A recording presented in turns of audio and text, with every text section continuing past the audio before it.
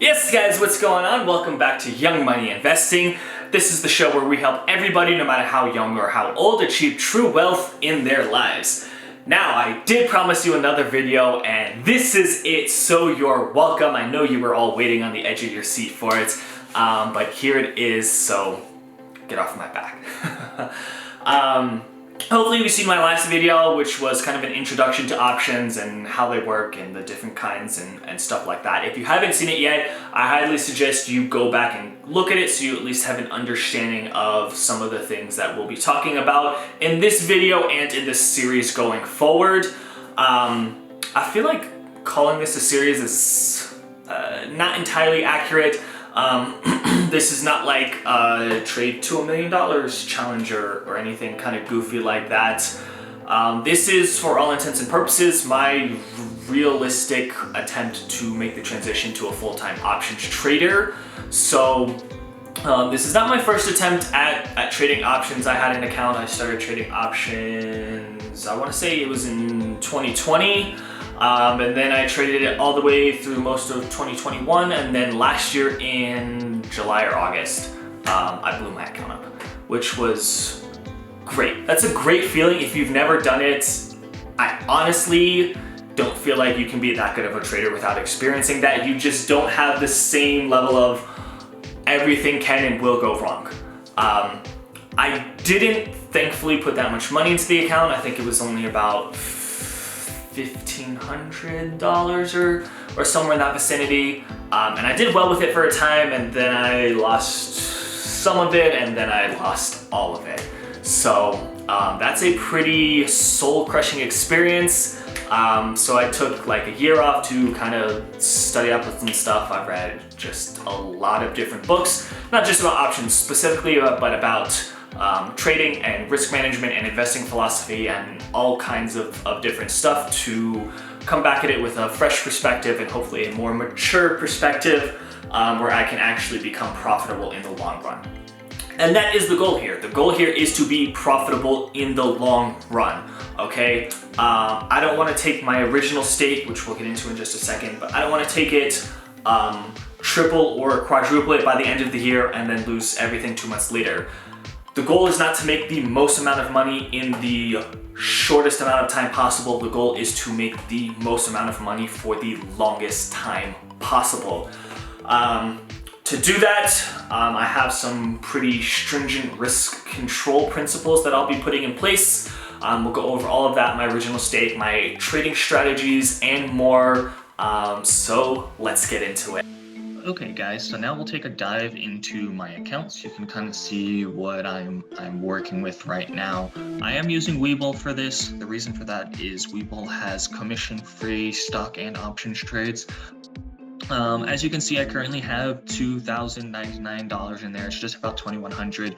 $2,000 of that is my own money, and then $100 is just a bunch of free stocks that I got. I am using margin for this, so I do have leverage available. I have, I believe, 4x leverage, so I can buy $4 of stock for every $1 in my account. My available day trading buying power is $6,800.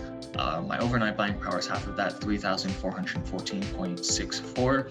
And then my options is 1,707. So it's a quarter of my overall leverage. But if you look up here, you can see that my market value is currently negative $392.20. There's a very simple reason for that. I have an open position. We'll go ahead and take a look at that. I am short AVNT. I shorted 10 shares, which is, you know, that 392. And then we'll go ahead and open it up here. Okay, so reason for this short is pretty simple. It was pretty much strictly technical analysis and based on market conditions. I expect more downside to the markets. And then we have this descending widening wedge here, which is always bearish symbol, and this very stiff resistance back here. You can see we traded right up along it for 2018 for several months there. And then we kind of broke it over here in early 2021. You see there's a false breakout, a decline, and then a breakout retest, and then it kind of went off here. And so we just broke that to the downside. We got the close below it. We're still in this declining wedge. There's a gap down here. And so everything kind of tells me that there's more downside on this stock. I fully expect price action to break our wedge here. I think we're at the point now where we're going to break this wedge, and you're just going to see this stock kind of fall off a cliff, probably until somewhere around this $32 mark right here. There's kind of some price action over here that makes me think you might see some buyers step in. So I'll probably be looking to scale out around $32.50, $32, kind of somewhere around there. My stop right now, well, you can see my entry is at $39.03 and my stop is at $42.03. So I have a $3 stop here, which I think is decent. It's back above this price line. It's you know, right above or right around this previous candle over here. I don't think we go back up that high. I think we keep going off, but my risk to reward ratio here is about, you know, 2.5 or 3 to 1, depending on how much profit I actually look to take. And so I'll actually pull up some trading rules so that you can all take a look. Okay, so hopefully you guys can all see this. Right up here, you'll see once you enter a trade, you're in it until stop or take profit is hit. I have a bad habit of second guessing my trades if they're not immediately profitable, and I'm trying to avoid that. So I'm not second guessing myself. I know this is a good trade. I know that you know, if it goes against me, I have a stop in place to limit my losses. And so there's really no reason I should be bouncing in and out of this trade because it's not immediately profitable for me. So that's what this rule is about. I'm just trying to limit that bad habit of mine and, you know, take it away as much as possible. And then on directional trades, only use debit spreads. I don't like credit spreads on options. Credit spreads are, you know, kind of insane to me. And so I'm only using debit spreads, and the reason for that is I don't mind capping my upside to minimize my downside. So that's really what this is about. This is about minimizing the downside. Like I said, I'm trying to be profitable in the long run. But the first order of business is to protect my $2,100, and then secondarily, it's to grow that. And then I'm only targeting risk to reward ratios of 2 to 1 or greater. And so that means that for every dollar that I'm risking, I am looking to take $2 in profit.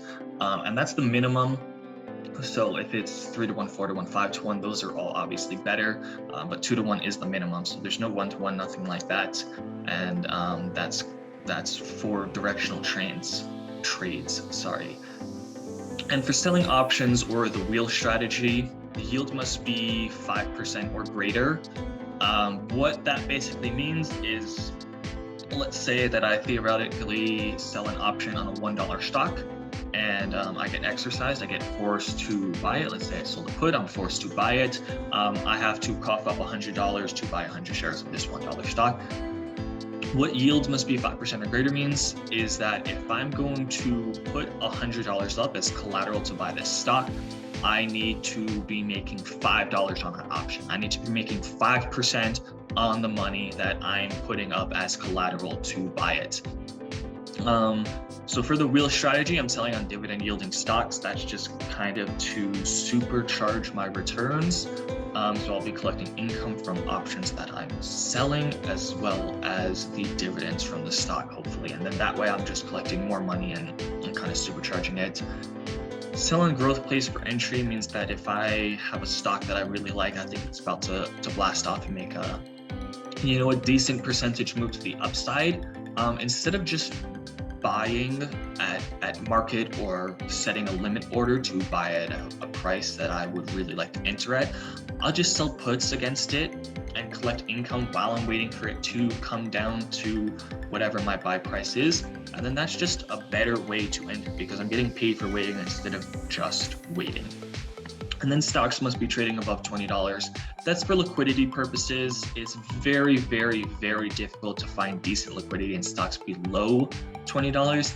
Even $20 is kind of low, but I only have $2,100 of equity in this account. So this will of course move up as my account moves up, but for right now I'm going to keep it at $20, which is again the minimum. If there's a $50 stock, then I'll use a $50 stock. It's kind of whatever, but $20 is the minimum because below that you have severe liquidity purposes. So that's kind of the update for now. I'm not sure how often I will be updating this account. I want to say at minimum probably once a month, so you guys can kind of keep up and see how the account is doing and growing. Hopefully this all goes well. And you know, for July, which is kind of the first month that I'm doing this is probably going to come out in July. And I know I promised this at the end of June, but I had technical difficulties. But anyway, the goal for July is just to finish the month without a loss. If I can finish flat, I'll be happy. As long as I'm not in the red, that's enough for me. I don't need a profit. I just want to be not in the red, which is a really basic goal. But like I said, this is for the long term. I'm not trying to triple this account as fast as possible. I'm trying to trade it for as long as possible. So that's it for me. Thank you guys for watching. If you enjoyed it, please leave a thumbs up and a comment, and I'll see you guys next time.